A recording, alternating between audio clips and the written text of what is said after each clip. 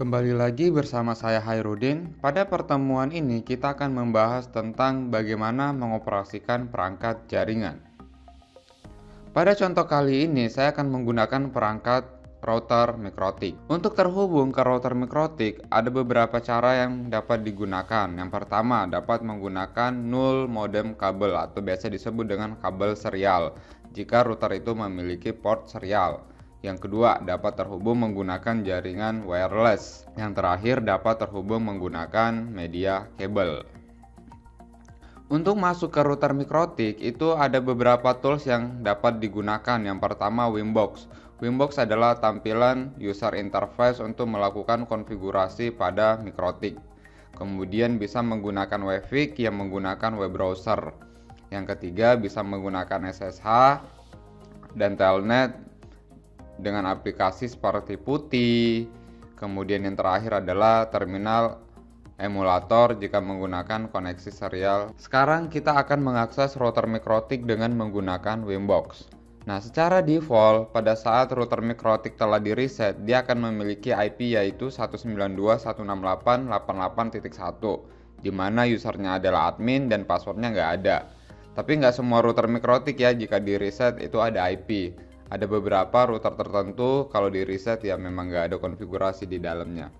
Pastikan Anda telah memiliki aplikasi Wimbox. Wimbox dapat di-download langsung dari website mikrotik.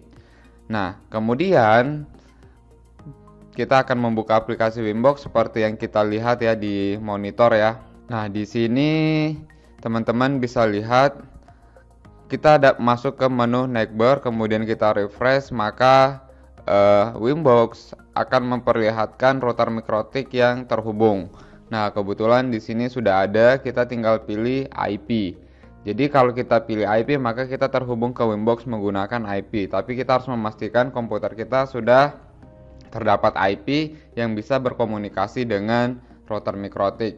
Kemudian ada yang namanya MAC Wimbox. Jadi kita bisa terhubung ke router mikrotik menggunakan MAC address. Oke, kita gunakan IP di mana usernya adalah admin, passwordnya 0 atau nggak ada. Oke, di sini kita sudah masuk ke router mikrotik. Kita bisa melihat ini adalah menu-menu yang ada pada router mikrotik. Jadi di sebelah kiri itu adalah menu yang ada di router mikrotik, di mana pada menu ini itu memiliki struktur yang hierarki. Contohnya nih ada IP, kemudian di dalam IP itu ada ARP, accounting, address. Nah, address ini adalah tempat pengalamatan IP address pada router mikrotik. Oke, sekarang kita lanjut lagi ke MAC Wimbox. Tadi sudah saya bahas juga ya. Nah, kita lanjut lagi ke Wavik. Nah, Wavik ini akses ke router mikrotik menggunakan web browser.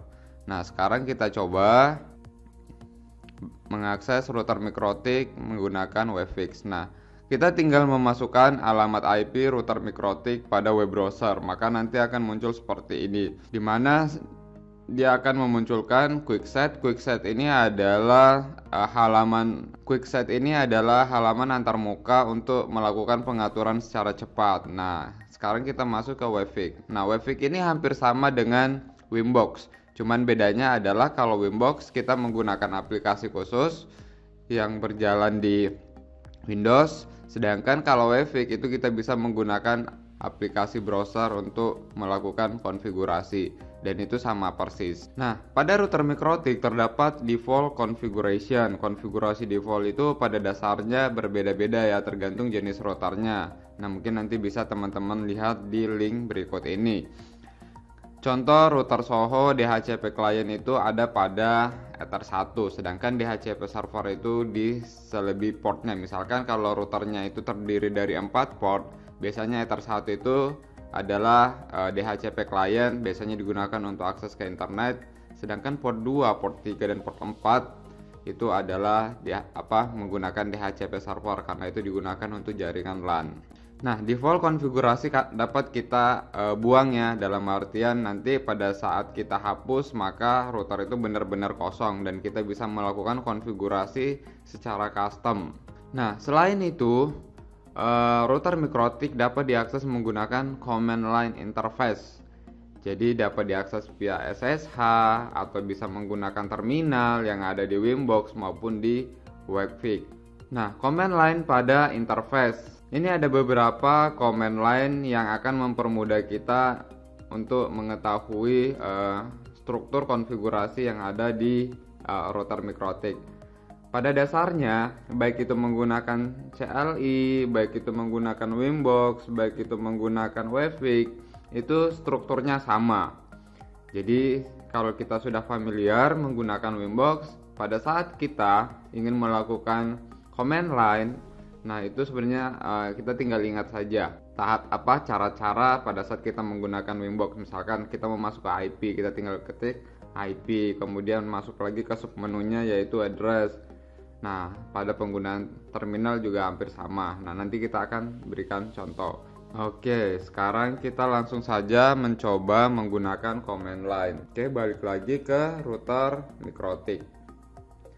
Nah, di sini kita langsung simulasikan menggunakan terminal ya. Jadi, bagaimana sih penggunaan CLI ini? Nah, seperti tadi yang tanda tanya itu akan menampilkan semua perintah apa sih yang dapat dijalankan di menu ini. Karena kita kebetulan di menu root, semua perintah yang bisa dilakukan di menu ini akan dimunculkan. Misalkan saya ingin masuk ke menu IP.